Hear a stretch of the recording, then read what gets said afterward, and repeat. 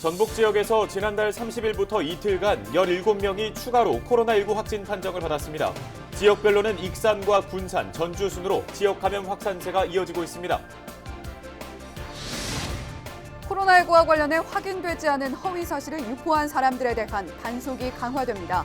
전북경찰청은 최근 업무방해 혐의 등을 적용해 관련자 3명을 검거했습니다. 최근 새만금 동서도로 개통 등 새만금 개발에 대한 기대가 커지고 있습니다. 하지만 새만금 수질 악화로 부안 지역 주민 피해가 커지는 상황에 부안군의 대응 계획에 관심이 모아지고 있습니다.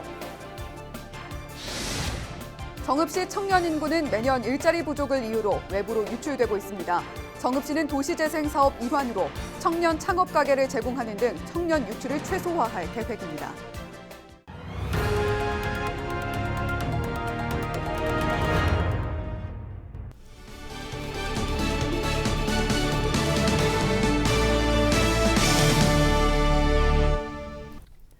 여러분 안녕하십니까? 헬로티비 뉴스 전북입니다.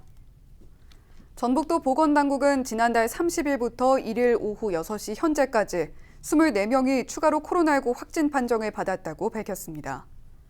지난달 30일에는 9명이, 1일에는 15명이 각각 확진 통보를 받았습니다. 지역별로는 익산 11명, 군산 11명, 전주 2명으로 지역 감염 확산세가 지속되고 있습니다. 이로써 전북 지역 누적 확진자는 1일 오후 6시 현재 모두 358명으로 늘었습니다. 코로나19와 관련해 확인되지 않은 허위 사실을 유포한 사람들에 대한 단속이 강화됩니다. 전북지방경찰청 사이버수사대는 업무방해 혐의 등으로 3명을 검거했다고 밝혔습니다. A씨의 경우 지난 2월 인터넷 맘카페 등에 확진자가 한 병원에 다녀갔다는 허위 글을 게시했다가 경찰에 적발됐습니다. B씨는 확진자 개인정보를 온라인상에 게시했다가 정보통신망 이용 촉진과 정보보호 등에 관한 법률상 명예훼손 혐의로 검거됐습니다. 경찰은 최근 도내 코로나19 확진자가 늘면서 허위사실 유포가 증가할 우려가 있어 수사를 강화하고 있다고 밝혔습니다. 새만금 개발을 둘러싸고 부안 지역에서는 기대와 우려가 교차하고 있습니다. 세계 잼버리 부지 공사 등으로 인한 주민 하소연은 늘고 새만금 방조제 관할권 확보와 같은 현안도 여전한 숙제인데요. 군 차원의 적극적인 대응을 바라는 목소리가 되풀이되고 있습니다. 정명기 기자의 보도입니다. 지난 24일 개통한 새만금 동서도로, 새만금 2호 방조제인 신항만에서 김제 신포항까지 20km에 달합니다. 그런데 이 도로는 아직 지번이 없습니다. 새만금 1, 2호 방조제 관할권을 두고 김제시와 군산시, 부안군이 법적으로 다투고 있기 때문입니다. 5년 전 당시 행정자치부는 1호 방조제는 부안, 2호 방조제는 김제에 귀속시켰지만 군산과 부안이 반발했습니다. 지난 9월 24일 군산시가 청구한 헌재 권한쟁의 심판이 각하되었으며 이는 평택 강진항 사례에 따라 예상됐던 것으로 이에 대한 대비를 묻는 말은 올해도 어김없이 군의회 행정사무감사장을 달구었습니다. 행정구역 조정하는데 거기에서 우리가 뺏기지 않도록 적극적 노력을 해야 합니다. 그래서 그것들이 우리가 명분 있게 이제는 새만금에 기대할 수 있는 거는 이제 행정구역을 얼마만큼 차지하느냐. 그게 이제 앞으로 우리 부안 미래의 그 관건이거든요. 부안군은 명확한 증거나 법리 개발 등 변론할 내용을 준비 중입니다. 30년째 진행 중인 새만금 개발로 인한 부안 지역 주민 피해나 걱정도 이만저만이 아닙니다. 최근 새만금위원회에서 안건으로 논의된 환경부 자료를 보면 새만금호의 수질은 갈수록 나빠지고 있는 상황. 앞으로 이게 수질 개선이 되지 않으면 이게 부안의 그 어민들은 항상 이런 것으로 살아야 하고 부안의 그 어자운 고갈은 돼서 어민들의 소득은 떨어질 것이고 부안을 다 떠날 거예요. 이런 공사로 인하여 우리 군민들이 많은 그 미세먼지 관련해서 피해를 보고 있어도 전혀 그런 부분들을 대처를 못하는 부분들이 지금 미세먼지 관련해서는 오늘 낼 일이 아니거든요. 적극적인 대응을 주문하는 목소리는 해가 바뀌어도 되풀이되는 모양새입니다. 세계 스카우트 잼버리 부지 매립 공사 과정에서 발생한 부유물이 어민 피해의 원인으로 지목되는 점을 매우 안타깝게 여기고 있습니다. 내년 2월 중에 마련될 2단계 새만금 기본계획에 대한 군 차원의 대응 요청도 뒤따랐습니다. 헬로티비 뉴스 정명기입니다.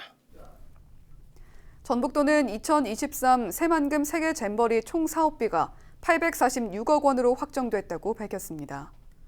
세계 잼버리 총 사업비는 행사 개최에 필요한 상하수도와 전기 통신시설, 집회장 조성비와 함께 지난 2016년 행사 유치 후 변화한 여건 등이 반영돼 2배가량 증액됐습니다.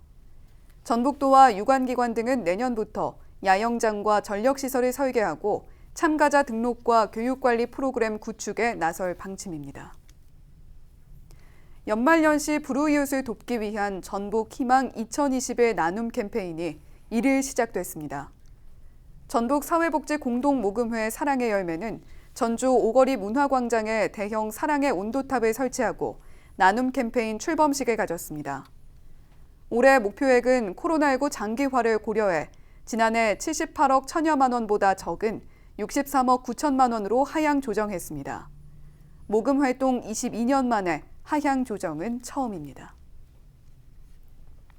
해마다 정읍시 청년 인구는 줄어들고 있는데요. 최근 정읍시는 이를 해결하기 위한 청년들이 창업 활동을 할 수 있는 공간을 마련했습니다. 이진철 기자의 보도입니다.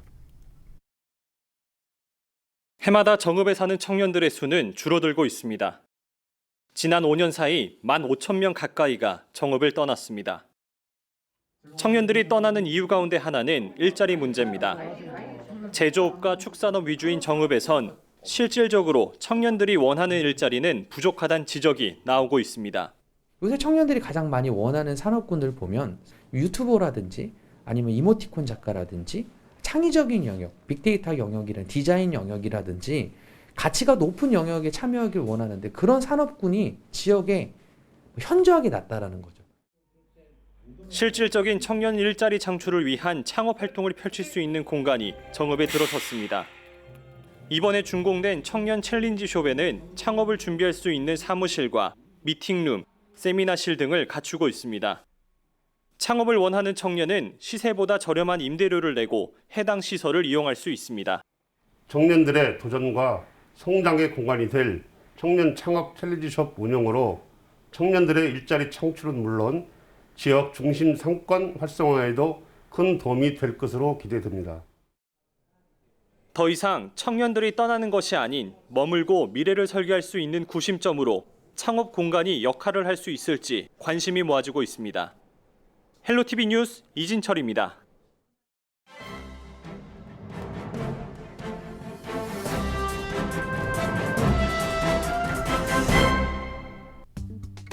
신문브리핑 전북일보 기사입니다. 전북 지역의 친환경 에너지 산업을 기반으로 한 그린 뉴딜 1번지로서의 도약을 꿈꾸는 가운데 전기자동차 배터리 관련 기업 추가 유치에 사활을 걸어야 한다는 분석이 나옵니다. 특히 영남과 충청권의 배터리 산업 육성이 본격화되면서 전북도가 배터리 산업 활성화의 골든타임을 놓쳐서는 안 된다는 지적이 나옵니다. 산업통상자원부와 전북도에 따르면 정부는 한국판 뉴딜 정책 10대 과제를 선정했습니다. 이 중 그린에너지와 친환경 미래 모빌리티 육성 과제가 전북 경제 성장의 기회가 될 것으로 파악됐습니다. 실제로 전북 도내에는 태양광 모듈과 부유체, 인버터, ESS, 풍력 터빈, 풍력 기자재와 수소 연료전지, 전기차용 배터리, 수소차 부품 생산 기반이 갖춰져 있습니다. 대기업 차원의 추가 투자 유치만 이뤄낸다면 지역 경제에 새로운 전기를 마련할 수 있는 발판이 마련되는 셈입니다. 익산에는 LG화학 양극재 공장이 소재하고 있으며 정읍에는 SK 넥실리스 공장이 동박을 생산하고 있습니다. 그러나 문제는 타 지자체가 더욱 빠르게 가시적인 성과를 내고 있다는 점입니다. 산자부 관계자는 전북에도 이미 양극재 공장과 동박 공장은 물론 새만금을 기반으로 물류 체인이 형성될 수 있어 배터리 산업을 고도화시킬 가능성이 충분하다며 그러나 이러한 포부가 실현되려면 대기업 차원의 투자가 절실하다고 설명했습니다. 지금까지 신문브리핑이었습니다.